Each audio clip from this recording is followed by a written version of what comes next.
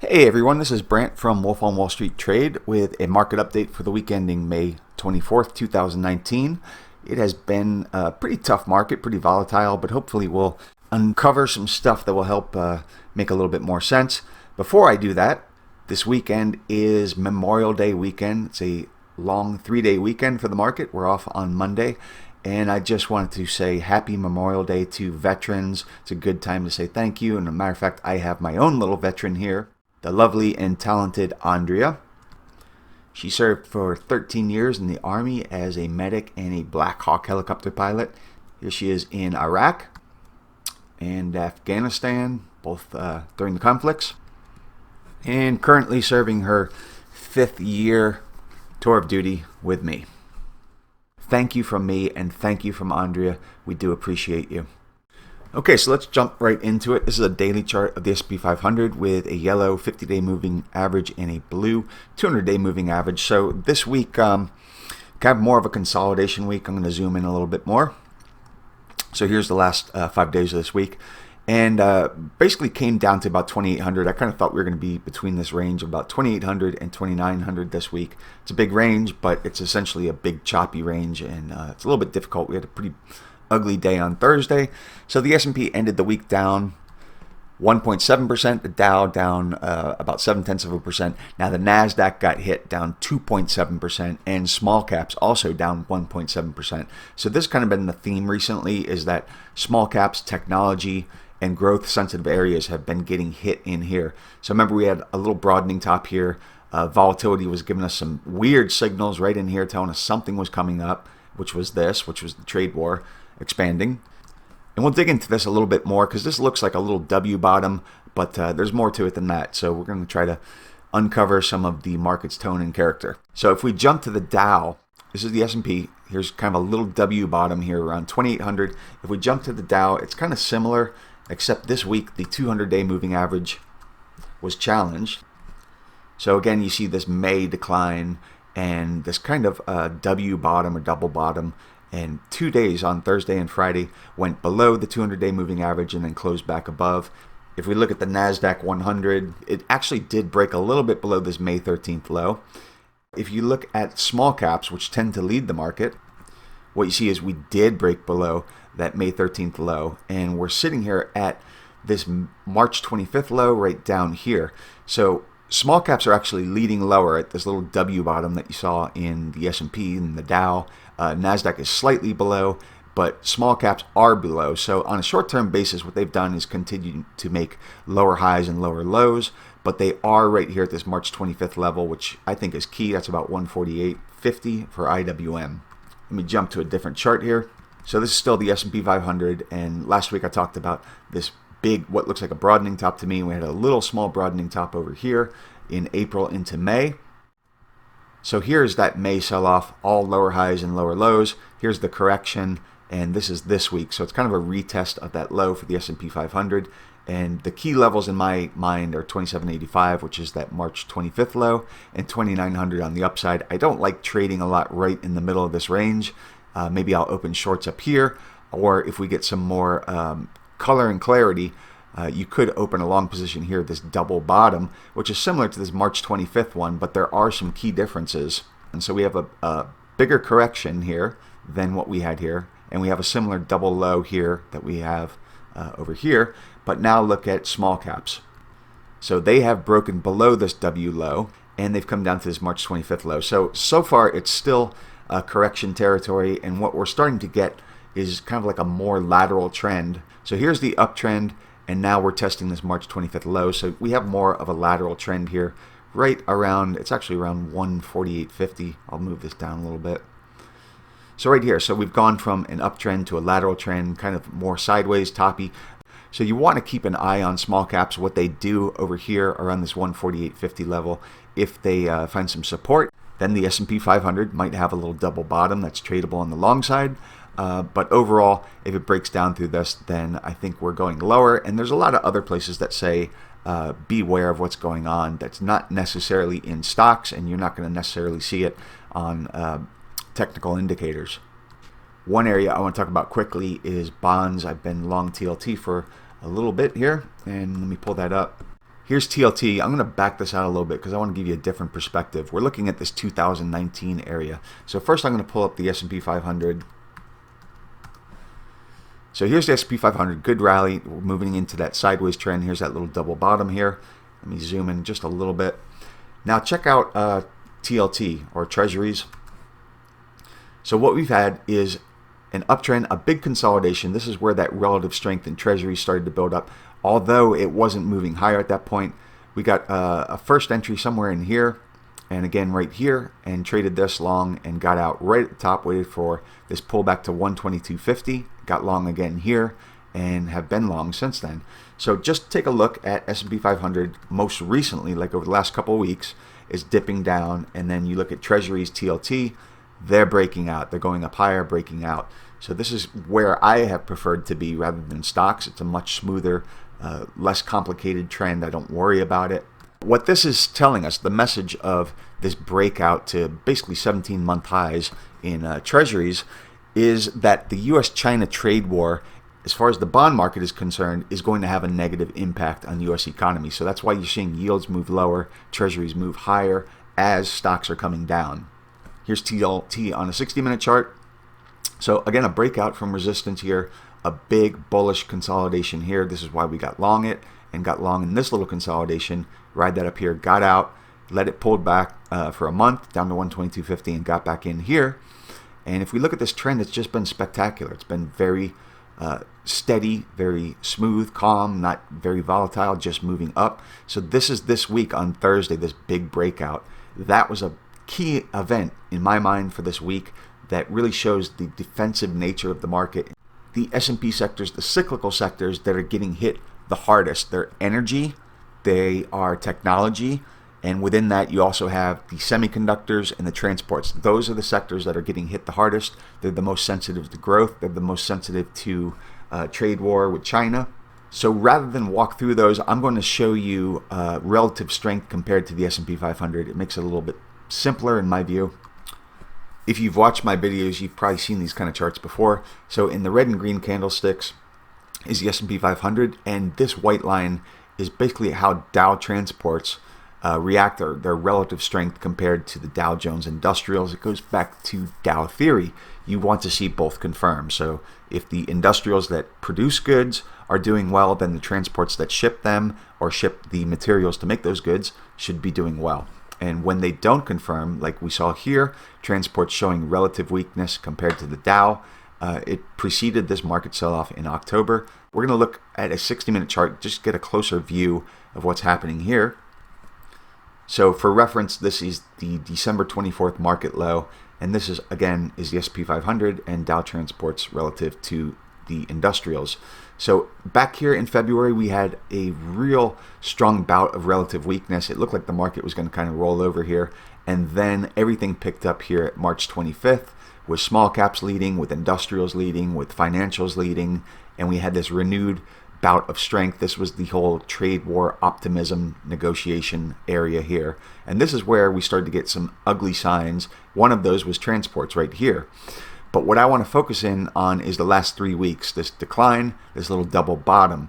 So when we first came down to it, what you'll see is transports are kind of performing according to the market, how the market was reacting.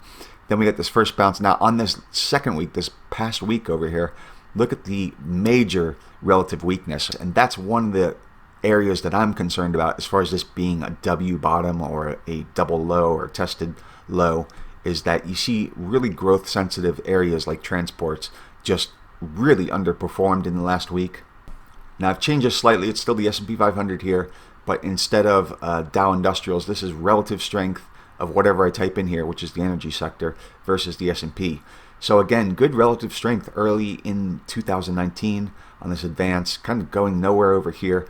And towards the end of April and into May, the energy sector was one of those places warning that we had trouble. It's a growth sensitive cyclical, and it bounced with the market off this low. But again, over the last week, you can see what's happened here. Relative weakness in the energy sector, and that is because crude oil broke down. Here's USO for crude. This is the December 24th low. So it's been ripping higher, leading the market higher on a reflation trade because the Fed went dovish. That reflates, or it's meant to reflate risk assets particularly commodities. It's also meant to weaken the dollar. That's typically why commodities will go higher, because they're priced in dollars. So this is the uptrend, very strong uptrend, very stable. But if we look closer at it over the last month or so, we're going to look at this area, and I'm going to go to a 60-minute chart. What you see is that trend started to come unraveled a little bit. We had a little bear flag here. The measured target was right down to about this 1265 area, where it spent 2 weeks back testing and consolidating under the trend. So former support over here became resistance, and this past week I kept saying, watch out for this 1250 area. It broke down. So if we just back out a little bit, you'll see that this trend from 2019 in crude oil is now broken. So it's 1250 for USO, about $60 for crude, both broken. And that is why you're seeing the energy sector not act well. Let me go back to that other chart.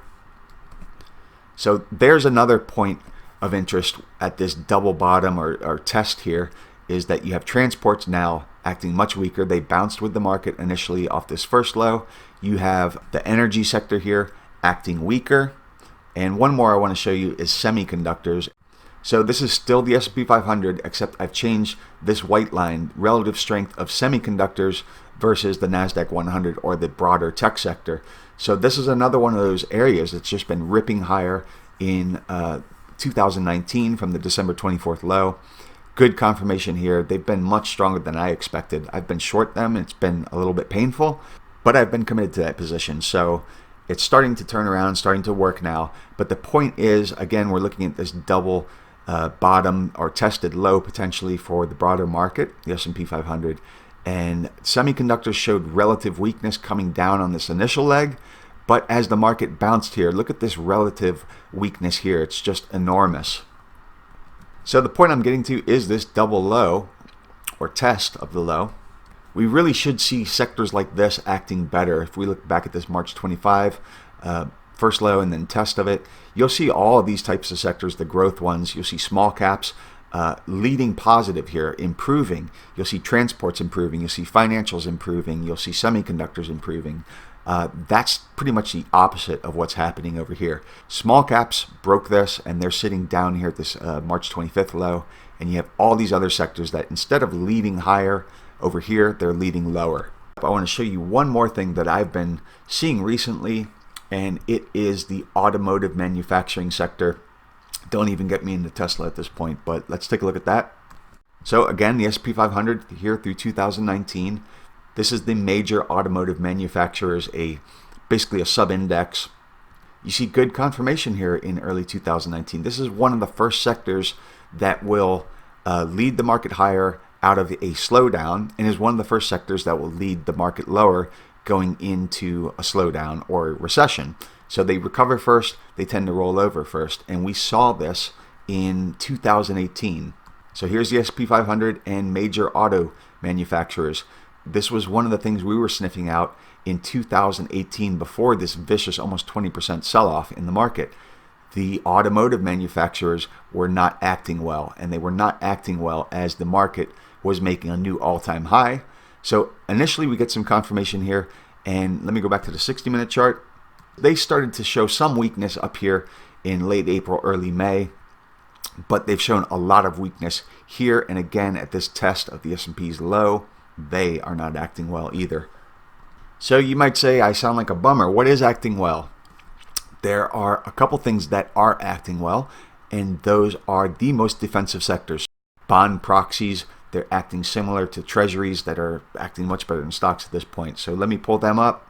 So in white, this is basically your three defensive sectors or bond proxy sectors that includes utilities, real estate, and consumer staples. As we see this breakdown here, they start acting much better. So I'm going to zoom in closer. Here's that March 25th low. Here is April and May, and our current decline, here's that little double bottom. So this is just an unweighted watch list index of those three sectors. They really started acting well about 3 weeks ago. We can see them just outperforming as the market's pulled back. They're getting a bid. So those are the sectors acting well. And if I show you on a chart, here's the energy sector daily. I'm going to zoom in a little bit. Go to a 60-minute chart. So if we look at XLE, it broke down, it showed relative weakness before the S&P 500, put in this bear flag as crude consolidated and broke down lower. So this is kind of what a lot of the worst looking cyclical sectors or growth sectors look like. Now let's pull up utilities, same time frame, same scale. Here's utilities trending higher. This is just a 2.5 month consolidation over the last month. All the money is pouring into these defensive sectors, bond proxy sectors, basically mirroring what bonds and TLT are doing. That's where all the money's going. It's going to defensive bond proxy or bonds. So we have XLU. This is probably my favorite of the three sectors, acting better. I think it needs to pull back a little bit. The defensive sectors have seen this massive rotation. That's utilities, staples, and real estate, REITs, stuff like that. While the more growth sensitive or high beta leaders are really underperforming. There is risk sentiment out there. There's people who still want to be long stocks. They just want to do it in the most defensive place they can. And like I said, I prefer TLT. It's acted better than this. It's been nice and stable. It's just been much cleaner, much quieter, much less volatility, a nice simple trend. You know where your stops are. And that's what we've been doing, and just use a little bit of leverage on it, and it's just performing fantastic. So there's a lot more I could add, a lot more I could talk about, but this video is getting a little bit long. But the bottom line is this. We've got our biggest, baddest correction of the year. We've got kind of a double bottom here. And from the S&P 500's price perspective or technical price perspective, it looks like maybe a double bottom. You get a little more into it. Look at stuff like small caps.